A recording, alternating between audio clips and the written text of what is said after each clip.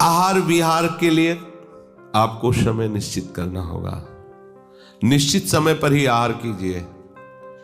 रोज समय नहीं बदलना चाहिए आहार का। यदि आप 11-12 के बीच में, तो बहुत काल तक आप ऐसे ही चलाइए।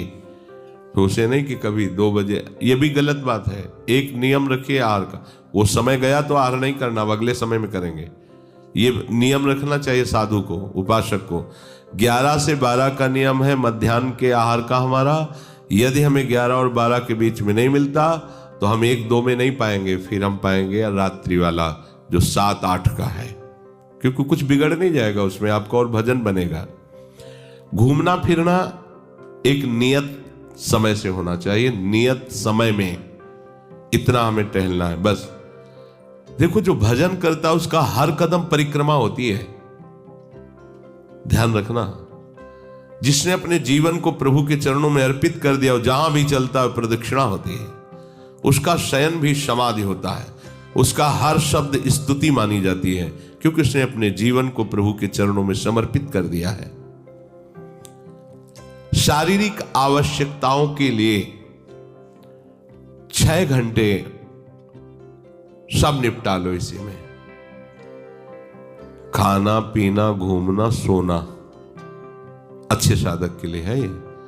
24 घंटे में 6 घंटे भगवद स्मरण करते हुए इसमें निपटा लो।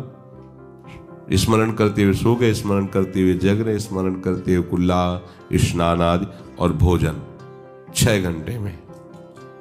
आओ अपने लाइन पे आओ, पद्धति पे आओ। इसके बाद कितने बचे? 18 घंटे। 18 घंटे में अगर आप गृहस्थ हो तो हम कह रहे हैं 9 घंटे आप सेवा में ले लीजिए। गृहस्थी, व्यापार, नौकरी 8 घंटे होते, आधा घंटे आने के, आधा घंटा जाने के, 9 घंटे, 10 घंटे। अब बचे 8 घंटे। 8 घंटे भजन कर लोगे तो भगवान की प्राप्ति सहज हो जाएगी। 8 घंटे पाठ, सेवा, भजन, उसे विभाजित करो अलग अलग समय में। अगर 10 घंटे सांसारिक सेवा करो, 6 घंटे में खाने पीने सोने का कर लो, तो आपके पास इतना समय बचता है भजन का कि उतना भजन कर लोगे तो भगवत प्राप्ति सहज हो जाएगी। यदा विनियतम चित्त मात्मन्येवावतिष्ठते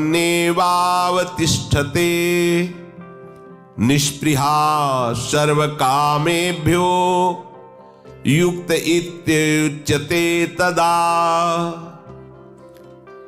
यदा विनियतम, जिस समय ये चित्त तुम्हारे वश में हो जाएगा। ये चित्त हमारे वश में नहीं, हम चित्त के वश में है। जो चिंतन कराता है हम वही। कल एक उपासक प्रश्न कर रहे थे कि कभी कभी हमारा मन कहता हम निहाल हो गए, कभी कभी मन हमको कहता कि कुछ नहीं मिला। तो तुम मन को गुरु माने हो क्या? मन को आराध्य देव माने हो क्या? मन को अपना मित्र माने हो क्या? ऐसे सलाहकार की क्या बात कि कभी कभी कहता है तुम जीवन मुक्त हो गए, कभी कभी कहता है तुम विषयी हो। उसकी बात थोड़ी माननी है। वो अपनी स्थिति बता रहा है, मन तुम्हारी स्थिति नहीं बता रहा है। जब कभी भगवदानंद में तो मन कहता है निहाल हो गया, और जब विषयानंद में तो लगता मैं फंस गया। तो तुम उसको देखने वाले हो, तुम उसको चलाने वाले हो, तुम ही से वो चल रहा है तुम्हारी शक्ति से। तो तुम रो काहे को रहे हो, व्यथित क्यों? मतलब कोई भी प्रश्न करने के पहले आपने चिल्ला के रो दिया। अब सब प्रश्न का रहस्य नहीं मिल पाएगा आपको, क्योंकि पहले ही देख लिया कि आप नहीं। गंभीर, किसी संत के पास जाने के लिए पहले गंभीरता पूर्वक प्रश्न करो। कोई भावुकता की बात आ रही है, आप रो देते हो तो अच्छी बात है। अब आप प्रश्न कर रहे हो, पहले तो चिल्ला चिल्ला कर रो रहे हो, पूरा वातावरण जो है आपने गंभीरता से रहित कर दिया। और दूसरी बात, आप समझोगा कि क्यों रो रहे हो। अगर प्रियाजू की प्राप्ति के लिए तो सभा में चिल्ला के रोने की जरूरत क्या है? प्रियाजू की प्राप्ति के लिए तो एकांत में रोइए, खूब नाम जप कीजिए। अगर सभा में आए हैं प्रश्न करने के लिए तो गंभीर रहिए और मुस्कुराते हुए प्रश्न कीजिए। ये रोना धोना नहीं, ये एकांत का विषय, अपने आराध्य देव के विषय में। कभी भाव आ रहा है तो बात अलग की है। हम चित्त के अधीन हो गए हैं, बस इसको सुधार करना है। चित्त की 5 अवस्थाएं होती हैं। उसी को मन कहते हैं, उसी को बुद्धि कहते हैं, उसी को अहम कहते हैं, समझना। उसकी वृत्तियों के कारण अलग अलग नाम पड़ा है ना। पूरे को एक हृदय कहते हैं। बोले मैं हृदय से कहता हूं, मतलब संपूर्ण अंतःकरण से कहता हूं। अंतःकरण 4 इसलिए हो गए कि उसकी वृत्ति 4 है।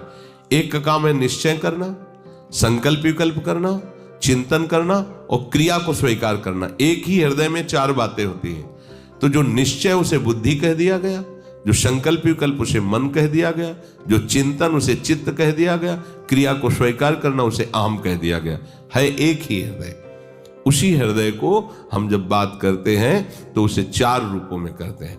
तो मानो अगर मन की बात चल रही तो चित्त आ गया, बुद्धि आ गई, अहम आ गया। चित्त की बात चल रही तो उसमें मन आ गया, बुद्धि, क्योंकि एक ही हृदय की बात हो रही। तो 5 अवस्थाएं मानी गई हैं। बहुत ध्यान से सुने तो इसमें हम अपने चित्त को भगवदाकार कर सकते हैं। चित्त की 5 अवस्थाएं शास्त्रों में ब्रह्म ऋषियों ने मनन करके पाया है। मूढ़ता, मूढ़ अवस्था, क्षिप्त अवस्था, विक्षिप्त अवस्था, एकाग्र अवस्था और निरुद्ध अवस्था, ये 5 अवस्थाएं पाई गई हैं। इनमें 2 से भजन नहीं होता। जिनके चित्त में ये 5 में 2 पहली वाली अवस्थाएं जोर की होती हैं, मूढ़ अवस्था और क्षिप्त अवस्था, उनसे बिल्कुल भजन नहीं होगा। वो पाप प्रवृत्ति में ही चित्त लगाने वाले जन हैं, उनसे भजन बिल्कुल नहीं होगा। जिनके ये विक्षिप्त, एकाग्र और निरुद्ध ये गौड़ हैं, एकदम दबे हुए हैं, और मूढ़ता और क्षिप्तता ये जागृत है, बहुत विशाल, उनसे भजन नहीं होगा, साधन नहीं होगा। वो पापाचरण रत रहेंगे, दान पुण्य भी करेंगे तो अहंकार की धरा में होगा। अब यहां से शुरू होता है साधन। विक्षिप्त से कभी भजन होता है, कभी विषय चिंतन होता है।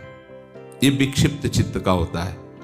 कभी प्रभु अच्छे लगते हैं, कभी संसार अच्छा लगता है। अभी ये आगे पद्धति नहीं बढ़ी, ये विक्षिप्त है, पर ये अधिकारी है भजन का।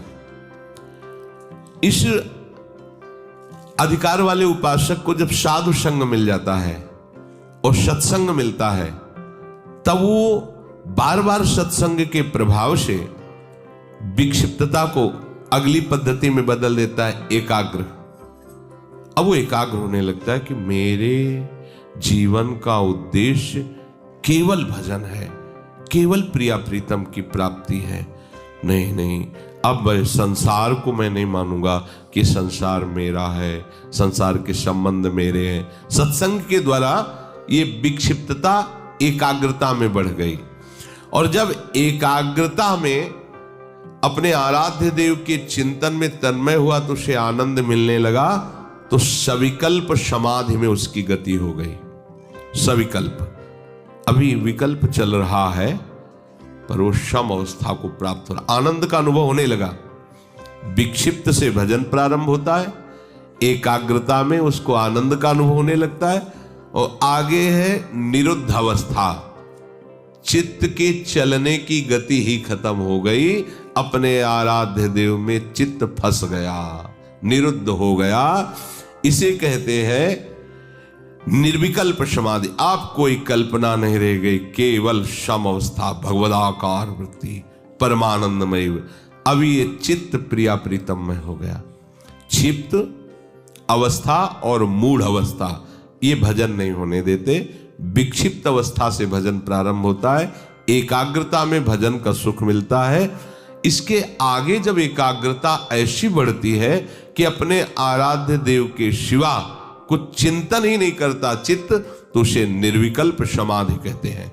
वो हर समय आओ, स्वामी जी महाराज कह रहे, चित्त न डुला इतुत आओ समाधि भीतर। अब वो उठते बैठते चलते फिरते क्रियारत होते हुए भी समाधि में रहता है।